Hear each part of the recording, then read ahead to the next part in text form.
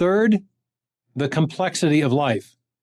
Molecular biology has revealed the presence in living cells of an exquisite world of informational nanotechnology, digital code in DNA and RNA, tiny, intricately constructed molecular machines, a complex information storage, transmission, and processing system that resembles but vastly exceeds our most advanced digital high technology. Digital high, like that is some masterful bullshit that he has right there. It resembles but vastly exceeds our most advanced digital high technology. I've never heard of high technology other than, people smoking a blunt. I don't really understand why they think the argument of shit's complex, therefore God did it, is like a convincing argument, which is effectively what all of this resolves to, is just, oh, look, shit's complex, therefore God had to create it. It's like, yeah, I don't know exactly how a plant can be produced from a seed or how a plant grows from a seed. Sure, I can't explain that, but we do have plenty of people that know all of the processes that go into plants growing from a seed. We can explain how plants chemically change from a seed into a full-ass plant or a tree or anything. Like we understand, like through years and years of research, we've been able to understand it. Just because shit's complex does not mean that it's somehow created by God, or that it somehow gives a problem, or that somehow it is a problem for atheists or a natural worldview. Like, it's not. Like, this is perfectly explainable on a natural worldview. What Stephen Meyer is essentially saying here is that, well, this shit's pretty complicated, so I guess, God did it, and that's where he leaves it. I just don't understand why people think this is a convincing argument. There's plenty of things that confuse and confound me on a daily basis that I don't understand. I don't think, oh, well, a God must have done that, or to marvel at the complexity of life. Like, I don't think that it requires an intelligent deity behind everything in order to marvel at those things. Not what anyone would expect to see as the result of blind, materialistic processes. Dawkins himself may have conceded as much when he recently confessed to being knocked sideways with wonder at the miniaturized intricacy of the data processing machinery in the living cell. I really wish people would. It really grates on me every time they mention fucking Dawkins. You could be knocked sideways with wonder at the complexity of life and the complexity of the living cell. You can marvel at it, but ultimately it's all about chemical processes. Cells operate on chemical processes. Like, that's the reason why cells form, chemical processes. Why do mitochondria produce proteins? Chemical processes. It's a chemical process that produces the mRNA, and it's a chemical process that reads the mRNA and produces the protein chains, using the amino acids. And so, I mean, you can marvel at the intricacy of these biological machines. That doesn't mean that a God exists or anything like that. That doesn't mean it presents a problem for atheists, not even dipshits like Dawkins. So what should we make of all this? That you're a vampire and a dipshit?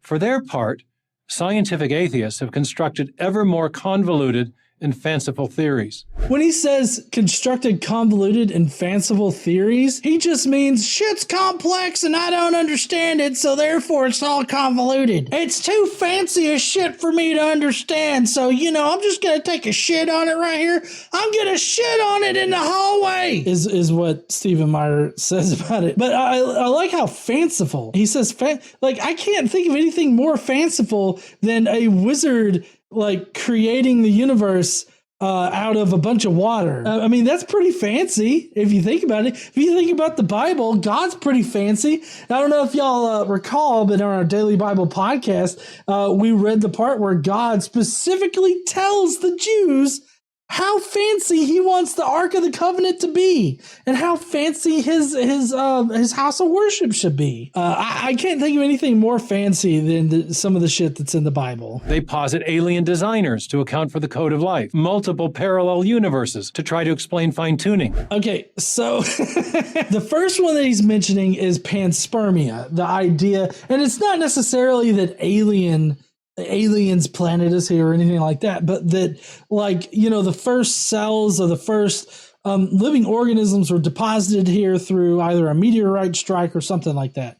Of course, aliens are a possibility, although I don't like, I think that's probably one of the least plausible explanations, but that's what he's talking about is panspermia. It's a real scientific theory or scientific hypothesis about how life formed here. But, you know, he's also being very misleading in this because he's acting like that's the only way that's the only hypothesis we have about the beginning of life, right? Or how life formed, or abiogenesis. We have several hypotheses about it. Like we got the mRNA world hypothesis, and we've got a plethora of other hypotheses about how life could have first started, because we'll never exactly know unless we reproduce it in the lab. As far as the mRNA kind of world, or this very chemical-based universe or world kind of goes, we've been able to do a little bit of that in the lab with the Miller-Urey experiment.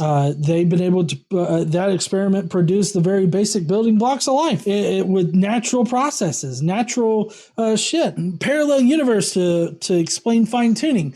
That was one possible hypothesis. And then there are plenty of other hypotheses that also have been stated, like the superposition before our universe popped into existence idea. That is still a hypothesis. The thing is that we're never going to know for sure. Just one hypothesis is going to be more likely than another. But we don't need an intelligent designer or an intelligent being in order to explain like these constants that seem to be fine-tuned. And they've developed elaborate mathematical equations in an attempt to use physics to show how the universe could have begun from nothing physical. Physics is complicated, and they got all these fancy fucking... Oh, hold on, let me go back a couple frames. You see, they got all these fancy fucking calculations here. Are you guys taking notes? They got all these fancy fucking calculations over here in order to explain shit that happens in reality. So, I mean, basically, this shit's complex. Therefore... like, this is all fanciful shit. I feel like Stephen Meyer is just like, oh, this shit's complicated, and so they have to come up with all these complicated mathematics and everything to explain reality, when you could just go, God did it, and be done with it. You know, this, good point there, hun. This perfectly sums up Stephen Meyer's argument here. Math is hard, therefore God. And, you know, almost a doctor saying that this is not how a scientist thinks made me think about what he's just saying here. And yeah, that's like, scientists don't just create equations and explanations in order to somehow refute the idea that God did it or anything like that. Scientists should be concerned about just describing reality or figuring out the properties of reality.